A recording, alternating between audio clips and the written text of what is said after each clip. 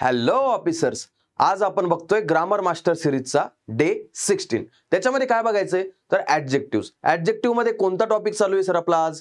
तर आज आपला टॉपिक चालू होतोय कंपॅरेटिव्ह किंवा सुपरलेटिव्ह डिग्री ज्या असतात त्याचे ऍडजेक्टिव्हज म्हणून कसे उपयोग होतात।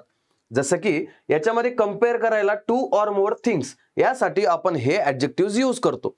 सर एक्झाम्पलच सांगा बरं, हे समजत नाहीये तर ठीक आहे। This car is faster than that one. आपण हे दिस बघितलं होतं, दॅट बघितलं होतं, मग हे काय रे? नेमकं या कारपेक्षा ती कार जी आहे ना ती फास्टर आहे, कंपॅरिझन करण्यासाठी म्हटलं। आता कंपॅरिझन करताना दोन किंवा जास्त ठिकाणी आपण तिथं एक कशाबरोबर तरी कंपॅरिझन करू शकतो गोष्टींबद्दल, ठीक आहे। She is the smartest in the class. आता इथं आली सुपरलेटिव्ह डिग्री। ही सुपरलेटिव्ह डिग्री काय असते रे? म्हणजे एका क्लासमधून मी एकाच बद्दल बोलतोय, जसं की हिच्याबद्दल बोललोय, ही क्लासमध्ये जे ना स्मार्टेस्ट आहे।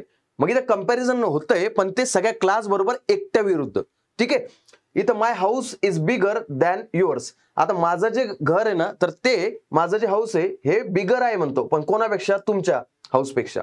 Today is the coldest day of the year.